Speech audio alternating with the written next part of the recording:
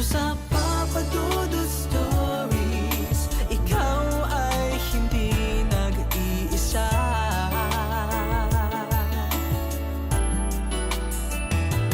Dito sa Papa Dudut Stories, may nagmamahal sa'yo. Papa Dudut Stories, Papa Dudut Stories. Dear Papa Dudut, sa lahat po ng mga nakatutok ngayon, huwag kalimutan na mag-like, mag-share at mag-subscribe.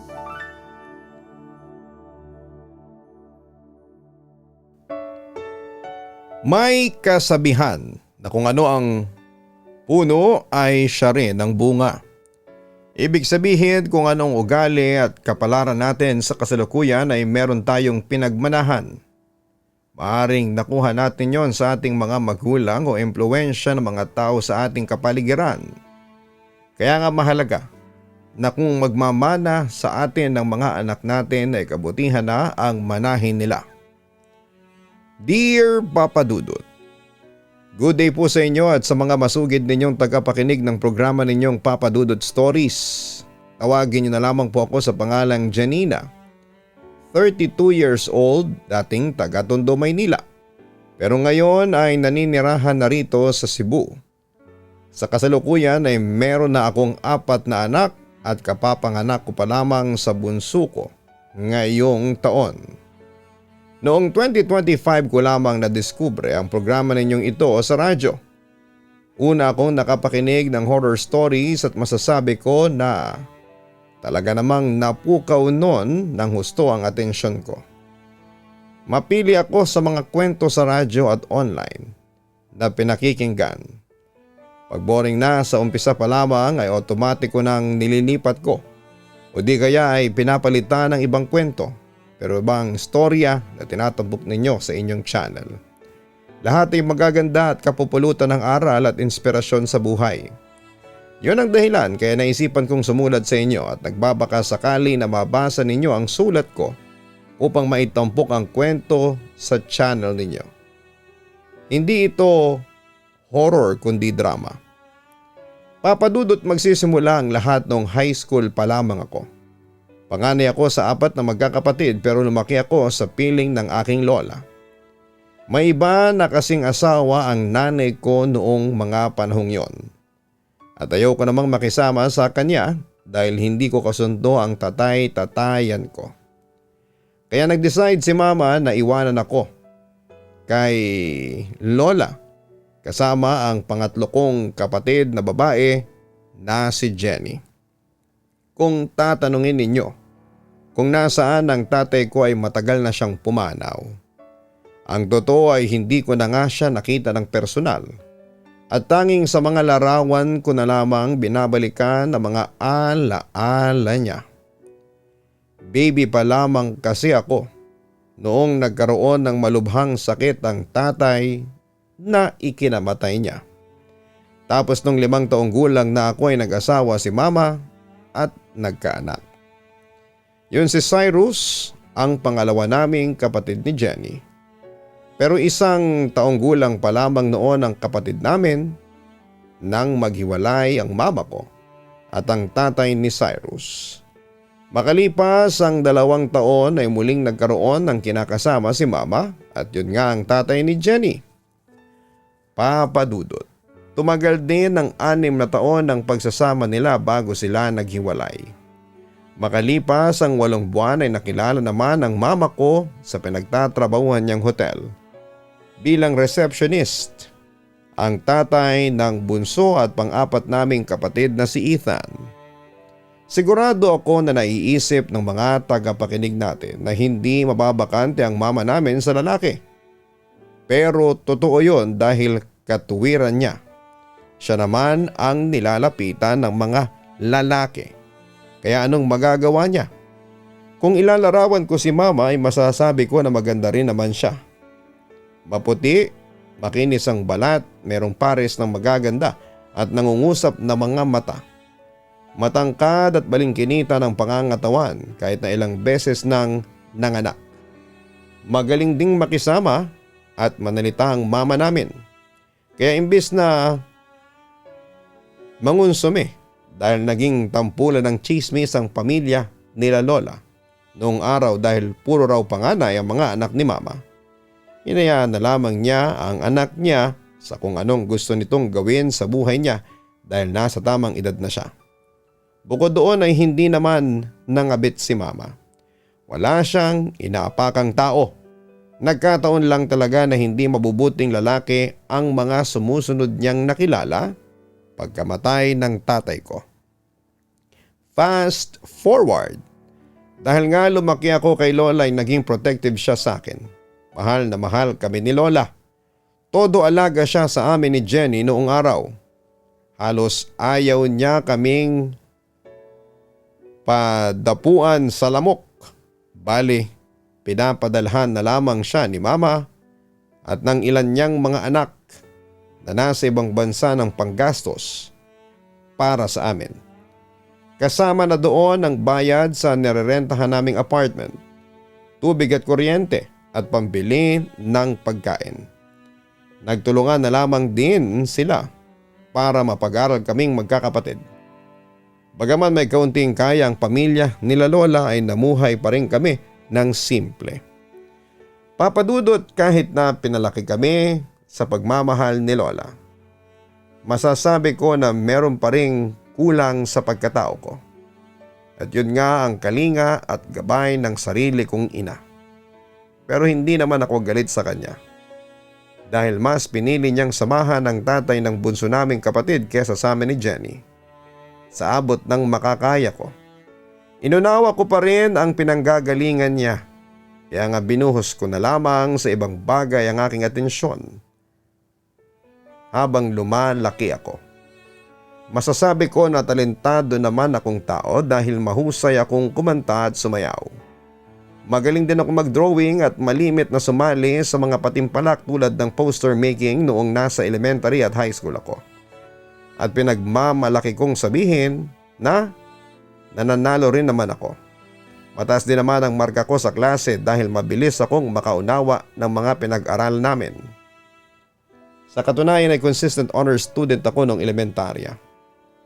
Sa kabila ng mga medalya at sertipiko na nakuha ko ay may bahagi pa rin sa pagkatao ko na naghahanap ng pagkalinga at pagtanggap mula sa iba. Para kasi sa akin, hindi sapat yung atensyon na ibinibigay ni lola at ng iba naming kamag-anak para mapunan ang kakulangan na nararamdaman ko. Ewan ko, pero meron talaga akong kakulangan na nararamdaman sa ikabuturan ng aking puso at lumalayo noong high school ako. Sa sobrang lala noon ay para nang namanhid ang buo kong katawan. Kaya hinanap ko sa mga bagay na masama ang pakiramdam para muli kong maranasan na buhay ako. Papadudot nung mga panahong yon bago ang Facebook at iba pang kilalang social media platform, sa kasalukuyan ay nauso na ang text clan. Yung bang samahan o clan na tinatawag na nagsisimula sa text message, kung saan ay meron kayong code name. Doon ay makikilala mo at makakausap via text message o group message ang mga miyembro. At buwan-buwan ay magtatakda ang founder ninyo ng araw kung saan magkikita-kita ang bawat isa upang magkakilala. Kilala yon sa tawag na EB o eyeball. Madalas sa mga lugar na pwedeng mag-inom ay merong karaoke machine at bilyaran ang lokasyon ng eyeball namin. Minsan sa bahay ng ibang miyembro kami nagkikita kapag may bakante. Siyempre hindi mawawala ang ambagan at inuman. At sa katunayan ay doon ako natutong uminom ng alak at magyosi. Papadudot, hindi lang iisang clan ang sinalihan ko.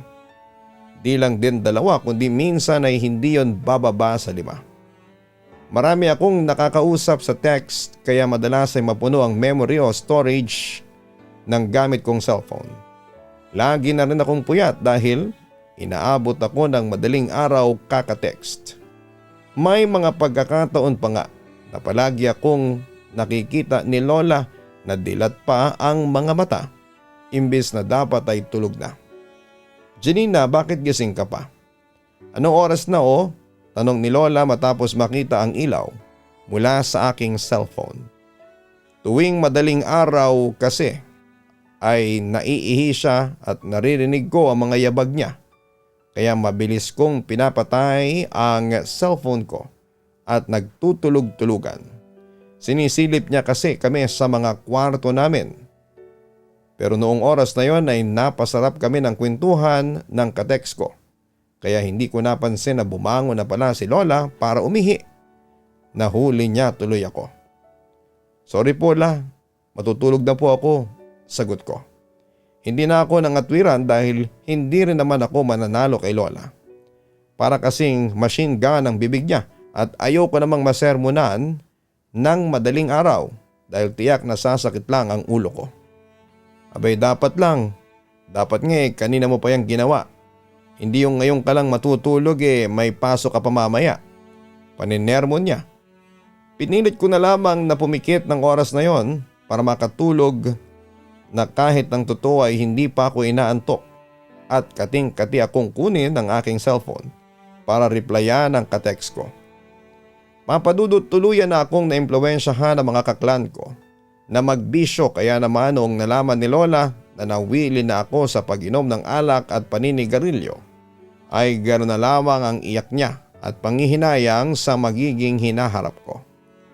Kasabay kasi noon ay nawala na ako ng ganang mag-aral pero tinapos ko pa rin naman ang high school para kahit papaano ay meron akong pinangahawakang diploma sakaling kailanganin ko pa sa paghahanap ng trabaho. Papadudot, nung tumungtong ako sa edad na 20 anyos, nagdesisyon akong umalis sa poder ni Lola upang sumama kay Brian, kaklasmate ko. Taga Baguio City ang pamilya niya at nung mga panahong yon ay pangarap ko talaga ang makapunta sa Baguio. Marami kasi akong naririnig na mga magagandang kwento tungkol sa lugar na yon at higit sa lahat ay malamig daw doon. Kaya nga nung sinabi ni Brian na uuwi na siya sa lupang sinilangan niya at nung tinanong niya ako kung gusto ko raw bang sumama ay hindi na ako nagdalawang isip pa. Alam ko na pag nagpaalam ako kay Lola ay hindi niya ako papayagan kaya nilihim ko ang pag-alis ko. At kung may tao man akong pinagsabihan, yun ay walang iba kundi si Jenny lamang, papadudot. Ate Janina, sigurado ka na ba sa gagawin mo? Malayo yung Baguio saka wala tayong mga kamag-anak doon. Sabi niya na may halong pag-aalala. Sa katunayan ay hindi sang-ayon ang kapatid ko sa plano kong pag-alis kasama si Brian dahil noon ko lamang daw ito nakilala at saka malayo nga rin ang pupuntahan namin. Paano na lang daw pag may nangyaring masama sa akin? Hindi agad ako makakahingi ng tulong. Relax ka lang, mabait naman si Brian. Saka nangako siya sa akin na hindi niya ako pababayaan. Mababait din daw ang mga kamag-anak niya doon, saad ko. Pero hindi pa rin kumbinsido si Jenny. Bakit ka ba kasi sasama sa lalaki na yon? Ano yun, magtatana na kayo at magsasama pagdating doon sa kanila? Tanong niya.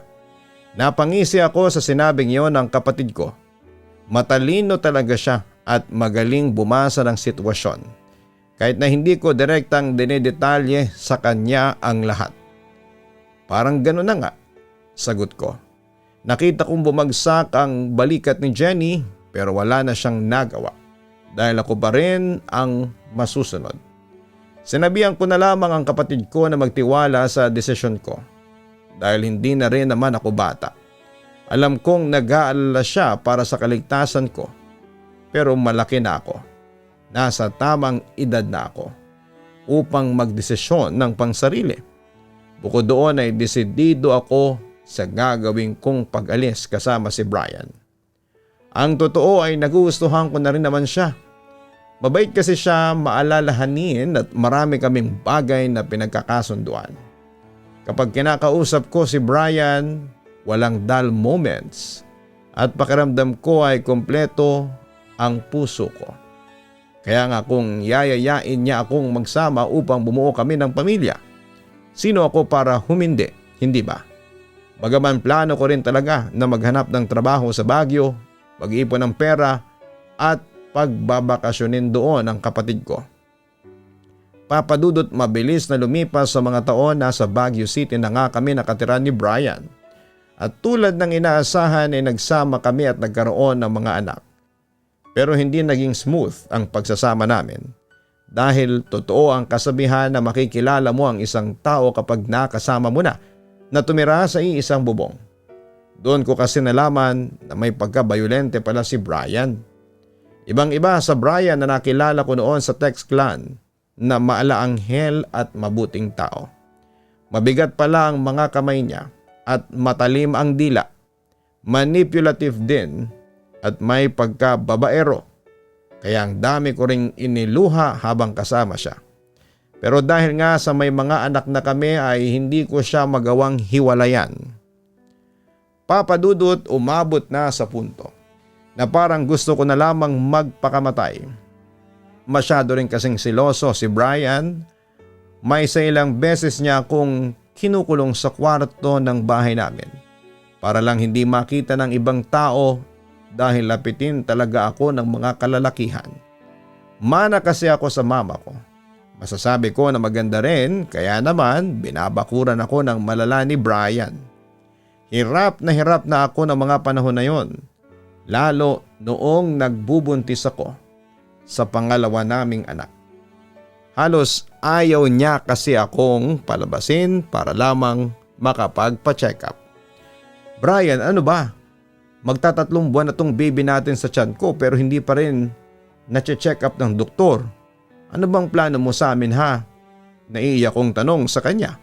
Sa isip ko ay masyado na siyang bayolente at hindi na patas at makatwira ng mga pinapagawa niya sa amin ng anak niya. Ayaw kong lumabas ka kasi baka takasan mo ako, Janina. Aniya na ani mo'y isang baliw sa mga pinagsasasabi. Paano ko tatakasan? Wala nga akong kapera-pera. Saka saan naman ako pupunta? Sige nga. Ang layo-layo ng Maynila. Sagot ko.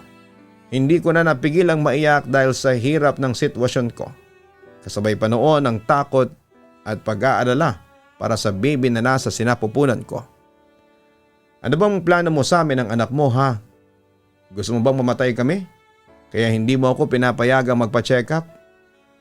Sabihin mo lang para unahan na kita. Ako na mismo ang papatay sa sarili ko para man lang makalaya na ako sa iyo. Punong-puno ng galit at tinanakit para sa lalaking minsan kong minahal at pinagkatiwalaan ng husto ang mga katagang binitawan ko. Kitang-kita ko sa reaksyon ng kanyang muka na tinalaban siya sa aking mga salita. Agad na lumambot ang tingin ni Brian at maya-maya ay tumulo ang luha sa kanyang mga mata. Doon na niya ako nilapitan para sana yakapin. Bagaman noong una ay umiilag ako dahil natatakot sa pwede niyang gawin. Pero sa huli, pagod na akong lumaban.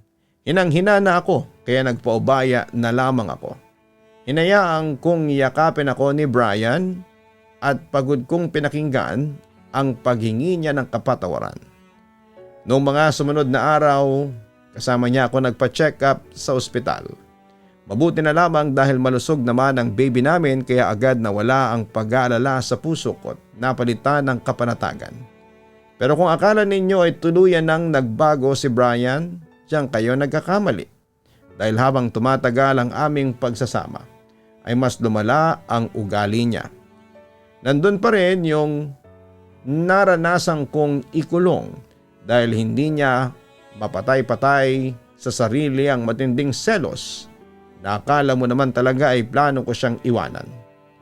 Pero sa totoo lang, ilang beses ko na yung naisip ang umalis at tumakas para makalaya sa poder niya. Subalit hindi ko magawa-gawa dahil ayaw kong iwanan ang mga anak ko. Papadudot, nung nabuntis pa akong muli ni Brian sa pangatlo naming baby ay doon ako humingi ng tulong sa pamilya ko sa Maynila. Bali nakitext lamang ako sa ibang tao noon dahil wala akong cellphone matapos yung sirain ni Brian. Gusto niya talaga na hindi ako makontak ng pamilya ko para hindi ako makapagsumbong. Sinira din niya ang notebook ko kung saan ay nakasulat ang numero ng mga kamag-anak ko. Pero malas niya dahil kabisado ko ang numero ni Jenny. Mabuti na lamang kahit na ilang taon nang nakalipas ay hindi pa rin nagpapalit ng SIM card ang kapatid ko. Fast forward. Pinuntahan ako ni Lola, Mama, Jenny at iba pa naming kamag-anak sa mismong address sa Baguio City na sinabi ko sa text sa aking kapatid. Doon ay nagkaharap-harapang pamilya namin ni Brian. Siyempre nagkaroon ng komosyon, sagutan at barangayan. Galit na galit ang mama ko, ang lola ko dahil sa ginawa sa akin ni Brian. Nagsisi naman si Brian at humingi pa ng kapatawaran sa kanila.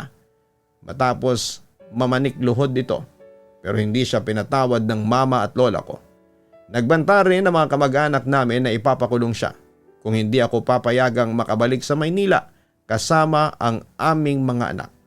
Kaya wala nang nagawa si Brian at ang pamilya niya kundi ang payagan akong umalis. Sobrang saya ko, Papa Dudut. Dahil pakiramdam ko ay nakalaya na ako. Sabik akong nag-impake ng gamit at mga damit namin ng dalawa kong mga anak. Pero bahagya akong nahirapan na isama sila paalis dahil nagiiyak sila at gustong magpaiwan sa tatay nila. Sa totoo lang ay nadudurog ang puso ko habang pinagmamasdan ng mga anak ko na umiiyak. Ayaw ko man na magkaroon sila ng wasak na pamilya kung saan ay hiwalay ang kanilang mga magulang, pero hindi ko na naman kinakaya na makisama sa ama nila. Sa abot din naman ng makakaya ko, inunawa ko si Brian. Nagpasakop ako sa kanya kahit nawala sa karakter ko. Paulit-ulit ko siyang pinapatawad at umaasa ako na darating ang araw na magbabago siya. Kaso hindi yun nangyari dahil mas lumala pa nga ang ugali niya. Kaya buo na ang pasya ko noong umalis at makipaghiwalay sa kanya. Papa Dudut, tumira ako sa Maynila kasama ang mama ko. Bale doon kami tumuloy ng mga anak ko sa apartment na nirerentahan nila ng mga kapatid ko. Nabalitaan ko na lamang kasi napatay na pala ang tatay-tatayan ko. Bagaman parang kaming sardinas doon ay masaya naman ako at panatag na ligtas ang aming buhay sa piling ng aking pamilya. Ang gusto ko na lamang gawin ay pagtuunan ng pansin ng mga anak namin ni Brian, lalo na nung pinanganak ko na ang bunso namin. Pero aminado ako na nahirapan ako dahil para akong sanggol na natututo pa lamang kung paanong maglakad. Mas nakadagdag hirap pa rin na wala akong kapera-pera at asa lamang sa nanay ko at iba pa naming mga kamag-anak. May punto kasi na narinig kong nagreklamo ang mama ko nung minsang nagipit siya sa pera dahil nadagdagan ang binubuhay niya. Sa totoo lang ay sumama ng husto ang loob ko sa kanya. Nagkasagutan pa nga kami at sinabi ko na huwag siyang mag-alala dahil maghahanap ako ng trabaho para makatulong sa kanya. Kaya nga kahit 3 buwan pa lang noon ang bunso ko ay namasukan na ako para kumita ng pera. Pero habang tumatagal ay hindi talaga bumubuti ang pagsasama namin ni mama. Malimit na kaming magkairingan at madalas niya akong paringgan, napabigat at mali-mali ang desisyon sa buhay. Siyempre hindi ako nagpapatalo. Sinasagot ko siya at pinagsasabihan akong maliman ang mga naging pasya ko sa buhay, kasalanan niya dahil hindi niya ako ginabayan bilang magulang ko. Papa Dudut, alam ko na kapag tumagal pa ang pagsasama namin ni mama sa isang bubong ay lalo lamang kaming magkakasamaan ng loob. Aburido na rin kasi ako ng mga panahon na yon. Naghahalo na ang nararamdaman kong pagod sa trabaho at pag-aalala sa mga anak ko. Kaya naman muli ako naghanap ng kalinga sa ibang tao at doon ko nga nakilala si Efren. Bali nagsimula kaming mag-usap sa chat at hindi nagtagal ay naging magkaibigan kami. Habang lumilipas ang panahon ay lalong lumalalim ang aming pagkakaibigan hanggang sa nagtapat siya sa akin ng pag-ibig. Bagay na hindi ko naman tinanggihan. Katulad ni Brian, noong araw ay niyaya ako ni Efren na sumama sa kanya na umuwi sa probinsya nila sa Argao, Cebu. Doon na lang daw kami manirahan para makaalis na ako sa poder ng nanay ko. Siyempre nasabik ako sa isiping yon na makakasama ko na ang lalaking pinakamamahal ko. Pero alam ko na mahihirapan kami kapag sinama ko doon ang aking mga anak. Doon na ako nakapagdesisyon na ibalik kay Brian ang mga anak namin para malaya akong makasama kay Efren sa Cebu. Alam kong masakit bilang ina na mapalayo sa mga anak ko. Pero tiniis ko yon dahil mas pinili ko ang aking sarili. Sa kasalukuyan, andito na ako ngayon sa Cebu at may sarili na rin kaming anak ni Efren. Hindi ko na nakakausap ang mga anak na binalik ko kay Brian dahil pinagbawalan niya akong magkaroon ng komunikasyon sa kanila. Galit din kasi siya sa amin ni Efren. Tandang-tanda ko pa na sinabihan niya ako na manaraw ako sa nanay ko at iba pa naming kamag-anak na merong ibang kinakasama sa buhay. Hindi raw ako naiiba sa kanila. Katulad daw nila akong malandi. Siyempre nasaktan ako sa mga sinabi sa akin ni Brian pero tinanggap ko na lamang yon dahil totoo din naman. Bagaman hindi ko pinili na magmana sa mama ko at sa ibang pa naming kamag-anak, ito naman ang kapalarang ipinagkaloob sa amin. Papadudot, umaasa na lamang ako na basbasan ng langit ang pagsasama namin ni Efren at hindi matulad sa amin ni Brian. At sana'y dumating ang araw na muli kong makasama ang mga anak ko na napakalayo na sa piling ko. Sa ngayon ay gusto ko na lamang pagtuunan ng pamilya namin ni Efren at pagpapalakas sa aking sarili dahil nga ay kapapanganak ko pa lamang. Maraming salamat po sa pagbasa ng aking liham. Malaking luwag sa dibdib na naisalaysay ko ang kwento ng buhay ko sa programa ninyo. God bless at sana po'y dumami pa ang mga tagapakinig ninyo, Papa Dudut. Lubos na gumagalang, Janina. Hindi pinili ng mga anak natin na mabuhay sa isang wasak na pamilya. Kadalasan ay nangyayari lamang yon kapag nagdesisyon ng mga magulang nila na hindi na magsama. Kaya nga bago tayo magdala ng bata sa mundo ay ayusin natin ang ating mga sarili. Siguraduhin natin na hindi noon maaapektuhan ang pamilyang bubuuin natin upang walang batang magkaroon ng nakakatroma na karanasan habang lumalaki. Mahalin natin ang ating mga anak at palagi natin silang piliin anuman ang mangyari. Dahil kapag magulang na tayo, hindi na sa atin dapat umikot ang mundo.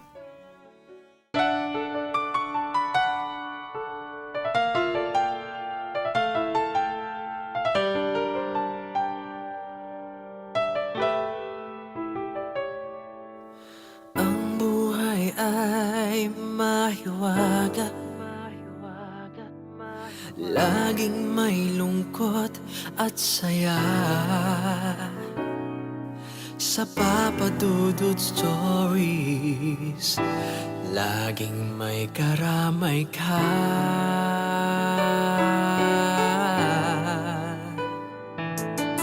Mga problemang kaibigan, dito ay pakikinggan ka. Sa Papa Dudut Stories, kami ay iyong kasama. Dito sa Papa Dudut Stories, ikaw ay hindi nag-iisa.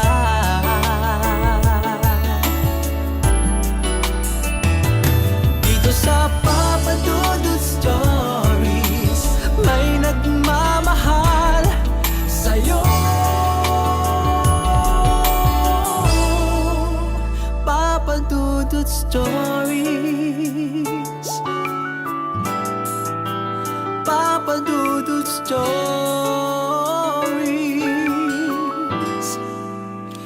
Papa Dudut Stories.